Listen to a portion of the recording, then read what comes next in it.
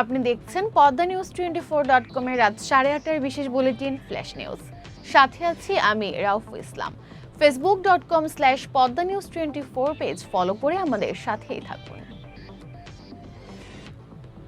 মুক্তিযুদ্ধে শেখ মুজিবের অবদানকে কেউ অস্বীকার করে না, কিন্তু তাকে জাতির পিতা বলা মূল সংবিধানের সঙ্গে সাংঘর্ষিক বলেছেন অ্যাটর্নি জেনারেল আসাদুজ্জামান।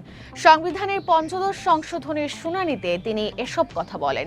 বুধবার বিচারপতি ফারাহ মাহবুব ও দেবাশিস রায়চৌধুরীর হাইকোর্ট বেঞ্চে শুনানিতে এসব কথা বলেন অ্যাটর্নি জেনারেল। আরও বলেন, মুক্তিযুদ্ধের চেতনা মানে এই নয় যে শত শত মানুষকে গুম করা, হত্যা করা, গায়েবী মামলা দেয়া। আওয়ামী লীগ সরকার জনগণের সঙ্গে গণতন্ত্রের নামে প্রতারণা করেছে বলেও আদালতে শুনানিতে তুলে ধরেন। তত্ত্বাবধায়ক সরকার বিলোপ করে সংবিধানের ৫৫ সংশোধনী বাতিলের রুলের শুনানিতে রাষ্ট্রপক্ষে অ্যাটর্নি জেনারেল অংশ নেন। জাতীয় অর্থোপেডিক হাসপাতাল ও পুনর্বাসন প্রতিষ্ঠানে চিকিৎসা নিতে আসা জুলাই আন্দোলনের আহত সবাইকে দেখতে না যাওয়ার অভিযোগে স্বাস্থ্য ও পরিবার কল্যাণ মন্ত্রণালয়ের উপদেষ্টা নূরজাহান বেগমের গাড়ি আটকে দেন আহতরা। তারা ক্ষুব্ধ হয়ে উপদেষ্টার গাড়ির উপর উঠে পড়ে। বুধবার দুপুরে জরুরি বিভাগের সামনে এ ঘটনা ঘটে। বাংলাদেশে নিযুক্ত British high commissioner Sarah Cook ও উপদেষ্টা হাসপাতাল পরিদর্শনে যান। তারা চতুর্থ তলার পুরুষ ওয়ার্ড ঘুরে দেখেন এবং চলে যেতে চান, কিন্তু ৩ তলার ওয়ার্ডে থাকা আহতদের দেখতে না যাওয়ায় তারা ক্ষোভ প্রকাশ করেন। এক পর্যায়ে আন্দোলনে আহতদের একজন গাড়ির সামনে বসে পড়েন। পরে নিরুপায় হয়ে স্বাস্থ্য উপদেষ্টা ও ব্রিটিশ রাষ্ট্রদূত অন্য একটি গাড়িতে করে সেখান থেকে বেরিয়ে যান। নেপাল ও ভুটানের উৎপাদিত জলবিদ্যুৎ ভাগ করে নেওয়ার জন্য একটি দক্ষিণ এশিয়া গ্রিড তৈরি করার আহ্বান জানিয়েছেন অন্তর্বর্তীকালীন সরকারের প্রধান উপদেষ্টা ডক্টর মোহাম্মদ ইউনূস। বুধবার বাকুতে জলবায়ু সম্মেলনের সাইডলাইনে সোশ্যাল বিজনেস গ্রুপের সঙ্গে এক বৈঠকে তিনি এই আহ্বান জানান। প্রধান উপদেষ্টার প্রেস উইং এর পাঠানো এক বার্তায় বিষয়টি জানানো হয়েছে। প্রধান উপদেষ্টা বলেন, বাংলাদেশ, ভারত, নেপাল এবং ভুটানের সঙ্গে সংযোগকারী বিদ্যুতের গ্রিডের অভাবে হিমালয় দেশগুলোর বেশিরভাগ জলবিদ্যুৎ সম্ভাবনা অব্যবহৃত রয়ে গেছে। নেপালের কর্মকর্তারা বলেন, দেশটির ৪০,০০০ মেগাওয়াট জলবিদ্যুৎ উৎপাদনের সম্ভাবনা রয়েছে, যা ভারত ও বাংলাদেশের মতো বড় দেশগুলোতে জীবাশ্ম জ্বালানির উপর নির্ভরতা কমাতে সাহায্য করতে পারে। অর্থ উপদেষ্টা ডক্টর সালেহ উদ্দিন আহমেদ বলেছেন, বাজারে এমনভাবে বিশৃঙ্খলার সৃষ্টি হয়েছে যে ট্যাক্স কমিয়েও নিত্য প্রয়োজনীয় পণ্যের দাম কমানো যাচ্ছে না। বুধবার PKSF দিবস অনুষ্ঠানে তিনি কথা বলেন। উপদেষ্টা বলেন, মানুষ বলছে পণ্যের দাম কমছে না, অথচ এনবিআর অনেক সুবিধা দিয়েছে। মানুষ অধৈর্য হয়ে গেছে, এটাই স্বাভাবিক। প্রধান উপদেষ্টাকে জানানো হয়েছে, বাজারে দাম কমানো শুধু বাণিজ্য মন্ত্রণালয়ের কাজ নয়, এখানে অনেকগুলো ফ্যাক্ট আছে। বাজারে গিয়ে মানুষের কষ্ট হচ্ছে। ৫০০ টাকা নিয়ে গেলে ২ মুঠো শাক ও অন্যান্য কিছু কিনলেই টাকা শেষ। তিনি চেষ্টা করছেন বাজারে পণ্যের দাম কমানোর জন্য।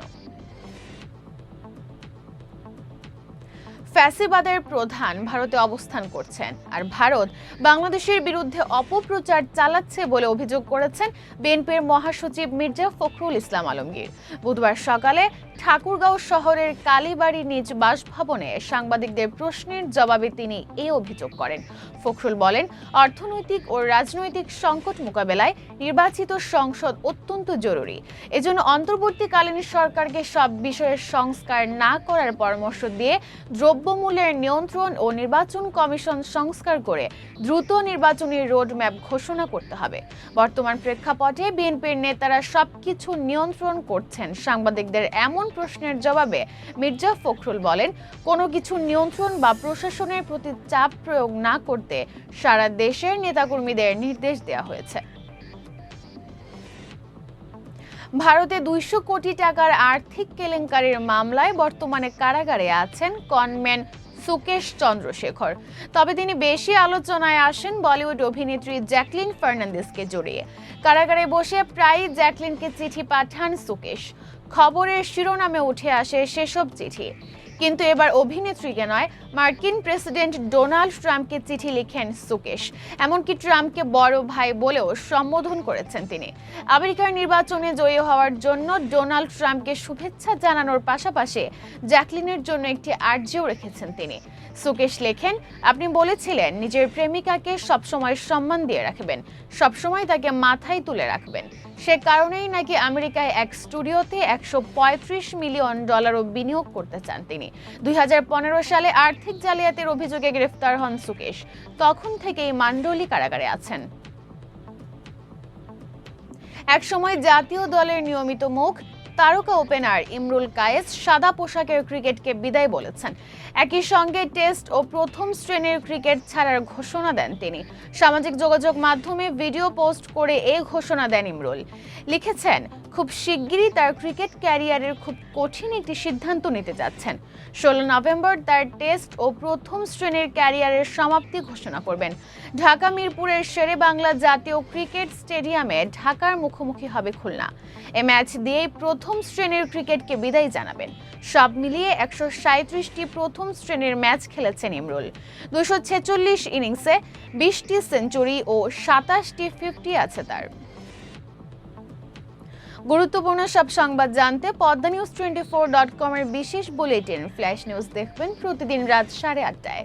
ফ্ল্যাশ নিউজ দেখতে ফেসবুকে আমাদের ফলো করুন facebook.com/poddanews24 আর ইউটিউবে সাবস্ক্রাইব করুন youtube.com/poddanews24 চ্যানেলটি। নিয়মিত দেশ বিদেশের আপডেট সব সংবাদ জানতে ভিজিট করুন মাল্টিমিডিয়া নিউজ পোর্টাল poddanews24.com। পরবর্তী ফ্ল্যাশ নিউজ দেখার আমন্ত্রণ জানিয়ে বিদায় নিচ্ছি আমি রাউফু ইসলাম। ভালো থাকুন, সুস্থ থাকুন।